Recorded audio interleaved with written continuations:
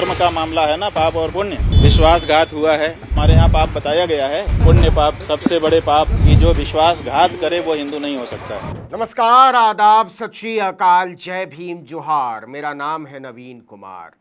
केदारनाथ पीठ के शंकराचार्य ने दिया है श्राप, मोदी को ले डूबेगा पाप। देखिए कि लोकसभा में जब राहुल गांधी ने मोदी की तरफ इशारा करते हुए कहा था कि आप हिंदू धर्म के ठेकेदार नहीं हैं, तो बहुत बड़ा बवाल खड़ा हो गया था। नहीं नहीं नहीं नहीं नहीं नहीं, नरेंद्र मोदी जी पूरा हिंदू समाज नहीं है, ये ठेका नहीं है बीजेपी का। अब यही बात हिंदू धर्म के सबसे बड़े धर्मगुरु शंकराचार्य बोल रहे हैं। उन्होंने कहा कि विश्वासघाती न सनातनी हो सकते हैं और ना ही हिंदू। इस बात पर कोई बहस हो ही नहीं सकती। देखिए, किसका हिंदुत्व असली है तो ये जानना पड़ेगा कि जो विश्वासघात करे वो हिंदू नहीं हो सकता है। महाराष्ट्र की धरती पर खड़े होकर उद्धव ठाकरे से मुलाकात के बाद किसको विश्वासघाती बता रहे थे शंकराचार्य, और इसका आधार है विश्वासघात, छल, धोखा। इसी को रेखांकित करते हुए उन्होंने सनातन की व्याख्या भी कर डाली। हम सब लोग हिंदू धर्म के, सनातन धर्म के पालन करने वाले लोग हैं। हमारे यहाँ पुण्य पाप की भावना बताई गई है। सबसे बड़े पाप गौघात आदि बताए गए हैं, लेकिन उससे भी बड़ा घात विश्वासघात बताया गया है। मतलब नरेंद्र मोदी के अहंकार के खिलाफ केवल राजनीतिक लड़ाई ही नहीं चल रही है, हिंदू धर्म के सबसे बड़े आचार्य आध्यात्मिक आधार पर उनकी राजनीति को डंके की चोट पर सबसे बड़ा अधर्म बता रहे हैं। आपके जो उद्धव ठाकरे जी हैं, इनके साथ विश्वासघात हुआ है और इसी बात की पीड़ा बहुत सारे लोगों के मन में है। शिवसेना यूबीटी के चीफ उद्धव ठाकरे से मुलाकात के बाद शंकराचार्य ने महाराष्ट्र की जनता से मोदी को इस पाप की सजा देने की अपील कर डाली। हमने उनसे ये कहा है कि हम सबके मन में इस बात की पीड़ा है कि आपके साथ विश्वासघात हुआ। जब तक पुनः महाराष्ट्र के मुख्यमंत्री की कुर्सी पर आप विराजमान नहीं हो जाते, तब तक हम लोगों के मन का ये जो दर्द है, ये पीड़ा है, ये दूर नहीं हो सकती है। अब जरा सोच कर देखिए कि विधानसभा चुनाव से ऐन पहले शंकराचार्य की इस अपील का क्या मतलब हो सकता है। महाराष्ट्र में वैसे भी शरद पवार, राहुल गांधी और उद्धव ठाकरे ने मिलकर मोदी की मूर्ति को मिट्टी बना दिया है।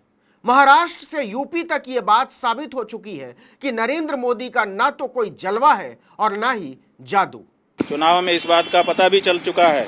अब तो ये बात प्रमाणित हो चुकी है कि महाराष्ट्र की जनता इस बात को मानती है कि उद्धव ठाकरे जी के साथ विश्वासघात हुआ है। शंकराचार्य ऐसा क्यों कह रहे हैं, वो भी पृथ्वीराज चौहान के बाद सबसे बड़ा हिंदू हृदय सम्राट कहलाने को बेचैन नरेंद्र मोदी की तरफ इशारा करते हुए?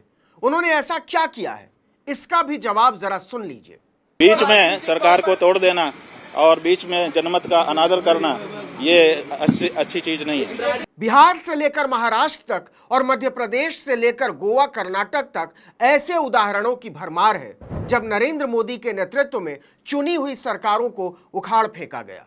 ये ठीक नहीं है, ये जनता का भी अनादर है। जनता जिसके लिए बहुमत देती है उसको उसके समय तक के लिए बनाए रखना चाहिए। हिंदू धर्म का सबसे सिद्ध आचार्य अगर इस आधार पर कहे कि नरेंद्र मोदी की राजनीति घोर विश्वासघात के पाप पर आधारित है, तो क्या इसे खारिज किया जा सकता है?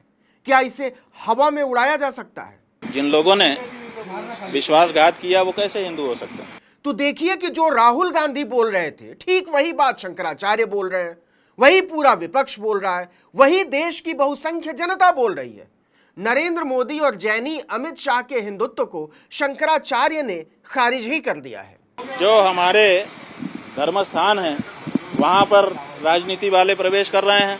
शंकराचार्य का इशारा अयोध्या की तरफ था, लेकिन वो यही नहीं रुकते।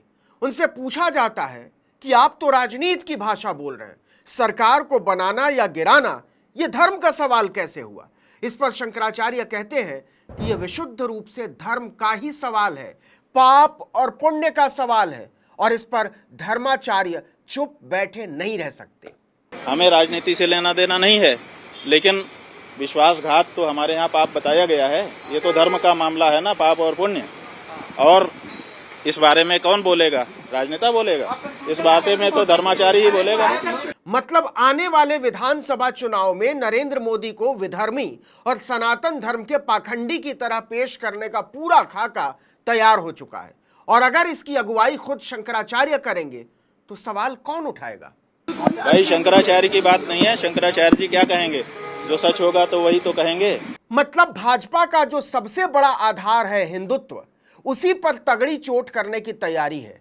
और जब भाजपा के हिंदुत्व के सबसे बड़े चेहरे नरेंद्र मोदी को ही पाप और अधर्म का चेहरा बनाने का अभियान शुरू होगा तो कट्टरपंथी हिंदुत्व की राजनीति करने वालों का हाल क्या होगा? इसके बारे में अंदाजा लगाने का दौर शुरू हो चुका है। हमने उनको सुन लिया। ये जो बात हम कह रहे हैं वो हम अपने मन की बात कह रहे हैं और पूरे महाराष्ट्र की जनता की बात। जो दिलचस्प है वो ये कि शंकराचार्य नरेंद्र मोदी को पाप और अधर्म की रस्सी से बांधने के बाद कहते हैं कि हम तो उनके हितैषी हैं, उनके भले की बात करते हैं। वो हमसे मिले तो हमने उन्हें आशीर्वाद दिया। हमारे पास आए थे, उन्होंने प्रणाम किया। हमारा नियम है, हम लोग आशीर्वाद देंगे। जो आएगा उसको आशीर्वाद देते हैं। नरेंद्र मोदी जी हमारे दुश्मन थोड़े हैं, हम उनके हितैषी हैं, सदा उनके हित की बात कह रहते हैं। अब मोदी की समझ में नहीं आ रहा है कि इस पर हंसना है या रोना है, इसे आशीर्वाद समझना है या बर्बाद कर देने की कामना। लेकिन एक बात तय है कि शंकराचार्य की परिभाषा में नरेंद्र मोदी का हिंदुत्व न केवल सवालों के घेरे में है बल्कि सनातन के नाम पर धब्बा। जो विश्वासघात सह ले वो तो हिंदू होगा, क्योंकि उसके साथ विश्वासघात हुआ है। विश्वासघात तो ठीक है, लेकिन आगे क्या? क्या शंकराचार्य इस पाप पर श्राप देंगे? वो साफ कहते हैं कि छल से गिराई गई सरकारों को सत्ता में वापस लाने तक उनका आध्यात्मिक बल पाप के उन जागीरदारों के खिलाफ है। भाई हम कह रहे हैं कि उद्धव ठाकरे जी के साथ विश्वासघात हुआ है। अब इसी में आप समझ लीजिए सब बात। इसके बाद शंकराचार्य पत्रकारों पर भड़क जाते हैं कि केदारनाथ में नौटंकी करने वालों से क्यों नहीं पूछते हो कि 228 किलो सोना कहां चला गया? आप केदारनाथ में देखिए 228 किलो सोने का घोटाला हो गया। आप पत्रकार लोग क्यों नहीं उठाते हो? तो जब वहां पर घोटाला हो गया तो अब आप दिल्ली में केदारनाथ बना लोगे, वहां पर फिर दूसरा घोटाला करोगे।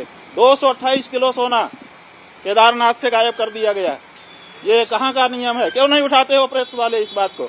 शंकराचार्य इसे लेकर सीधे नरेंद्र मोदी को घेर लेते हैं कि आप धर्म के केंद्र में हुई इतनी बड़ी हेराफेरी पर खामोश कैसे बैठे हैं? 228 किलो सोना का घोटाला केदारनाथ में हो गया, कौन जिम्मेदार है? क्यों इस बारे में जांच नहीं होती है? क्यों भाई इस बारे में निर्णय नहीं होता है?